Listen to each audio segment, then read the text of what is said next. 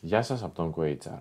Ονομάζομαι Βασίλης Παπάς και αυτό είναι το τέταρτο εκπαιδευτικό session για τον ηλεκτρονικό ογκολογικό φάκελο.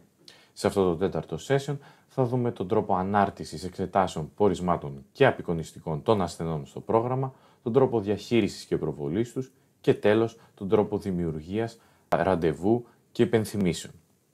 Αυτή τη στιγμή βρισκόμαστε στον φάκελο του ασθενή που έχουμε δημιουργήσει σε όλα αυτά τα session, του Παπα-Νικολάου Πέτρου, και είμαστε έτοιμοι να περάσουμε στο πρώτο health record που σχετίζεται με τα πορίσματα ερευνών.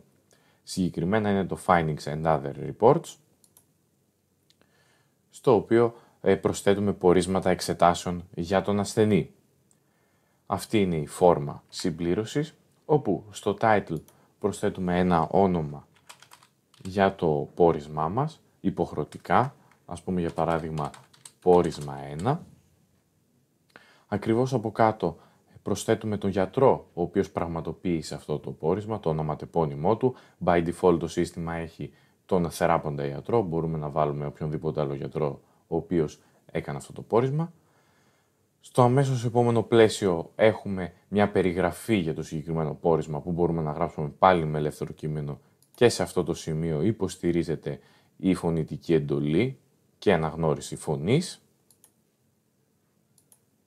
Και ακριβώς από κάτω ένα από τις σημαντικότερες λειτουργίες του Findings and Other Reports που το ξεχωρίζει από άλλα health records είναι η δυνατότητα συσχέτισης με μια απεικονιστική εξέταση, την οποία θα δούμε αργότερα πώς προσθέτουμε στον φάκελο.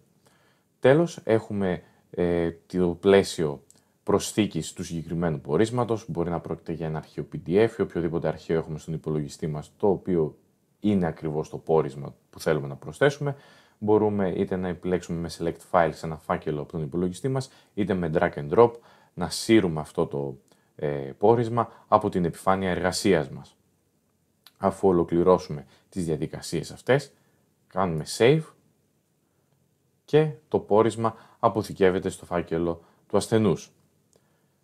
Στη συνέχεια προσθέτουμε και τα imaging data, την απεικονιστική δηλαδή εξέταση, η οποία μπορεί να συσχετιθεί με τα Findings and Other Reports.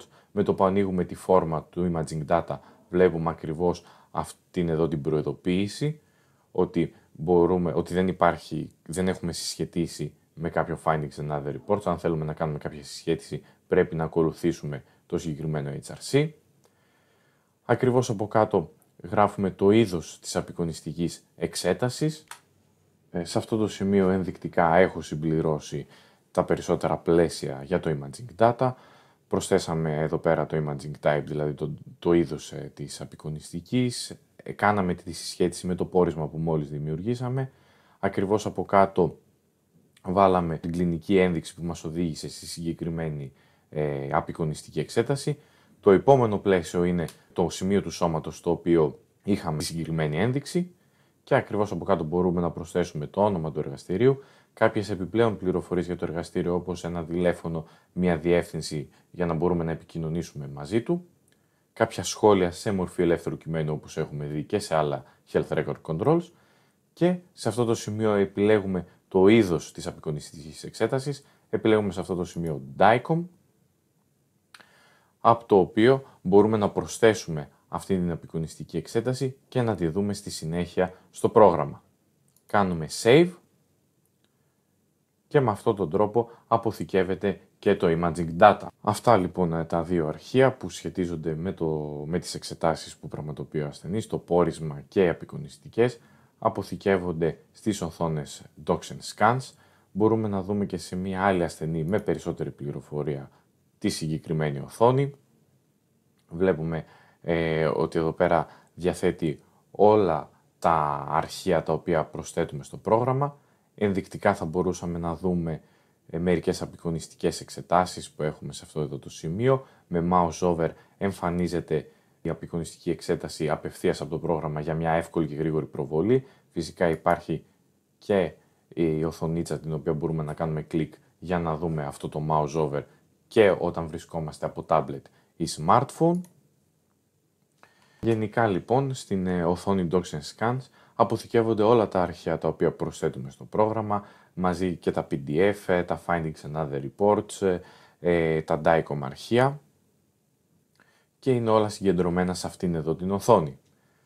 Μια ακόμα οθόνη στην οποία αποθηκεύονται και τα Findings and Other Reports είναι η Extensive Cancer Info. Είναι μια οθόνη ειδική για τις πληροφορίες που έχουν σχέση με τον καρκίνο. Γενικά όλο το πρόγραμμα κινείται γύρω από τον καρκίνο, είναι ένα ογκολογικό πρόγραμμα. Σε αυτό το σημείο εμφανίζονται όμως μόνο τα health record τα οποία έχουν άμεση σχέση με τον καρκίνο που αντιμετωπίζει αυτή τη στιγμή ο ασθενής, η συγκεκριμένη ασθενής. Έχουμε πληροφορίες για το cancer classification, τους genetic molecular markers, τα treatments, τα adverse effect, το tumor progress, findings and other reports, staging και τα docs and scans που είδαμε και προηγουμένως. Σε αυτό το σημείο ας επιστρέψουμε πάλι στον ασθενή μας, τον Παπα-Νικολάου Πέτρο, για να δούμε και ένα ακόμη health record control, τα cancer related questionnaires. Πρόκειται για ένα health record κυρίως ερευνητικού χαρακτήρα που εμφανίζει ερωτηματολόγια με εξειδικευμένες ερωτήσεις για τον καρκίνο. Σε αυτό το σημείο είναι σημαντικό να αναφέρουμε ότι αυτά τα ερωτηματολόγια δεν επηρεάζουν τον υπόλοιπο φάκελο του ασθενούς, γίνονται ορατά μόνο με την προβολή του συγκεκριμένου health record και έχει κυρίως ερευνητικό χαρακτήρα όπως είπαμε. Για παράδειγμα, εδώ πέρα ανοίγει ένα ερωτηματολόγιο για την θρόμβωση που επιτρέπει στον γιατρό να αξιολογήσει τον κίνδυνο παρουσίασης θρόμβωσης για το συγκεκριμένο ασθενή. Και με αυτόν τον τρόπο ολοκληρώνουμε κάπως την προβολή των Health Record Control και μπορούμε να περάσουμε στην διαδικασία δημιουργίας ραντεβού και υπενθυμίσεων. Μπορεί να γίνει με πολλούς τρόπους, μπορούμε κατευθείαν από τον φάκελο του ασθενούς στο Patient Header, εκεί που αναγράφεται Appointments και Reminders, να κάνουμε κλικ στις τρεις τελίτσες και να δημιουργήσουμε ένα appointment ή ένα reminder, ή πολύ απλά αν επιστρέψουμε στην αρχική οθόνη του προγράμματος, στο calendar να επιλέξουμε μια ελεύθερη ώρα ή μέρα, για παράδειγμα ας πούμε στις 10, και να δημιουργήσουμε ένα appointment. Στην αρχή μας βάζει πάλι ένα πλαίσιο για την ημερομηνία και την ώρα, το οποίο μπορούμε να το αλλάξουμε και από εδώ αν τελικά έχουμε κάνει κάποιο λάθος. Για παράδειγμα, ας το πάμε αργότερα, ας αλλάξουμε και από εδώ την ημερομηνία. Μπορούμε να αλλάξουμε και την ώρα.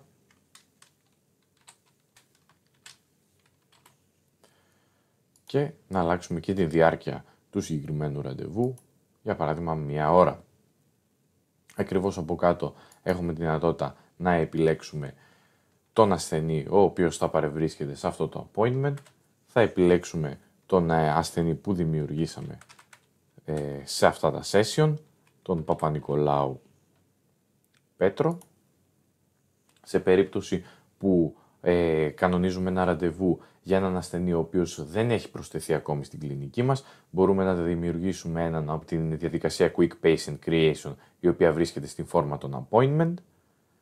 Ακριβώς από κάτω επιλέγουμε υποχρεωτικά τον λόγο επίσκεψης του ασθενή. Για παράδειγμα μπορεί να είναι first visit, να είναι κάποιο άλλο από αυτές τις επιλογές.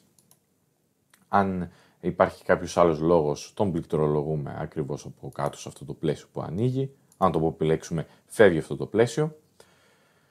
Στο επόμενο κάνουμε κάποιες σημειώσεις για αυτό το ραντεβού και σε αυτό το σημείο πάλι έχουμε τη δυνατότητα φωνητικών εντολών. Το πρόγραμμα αναγνωρίζει την φωνή μας και καταγράφει.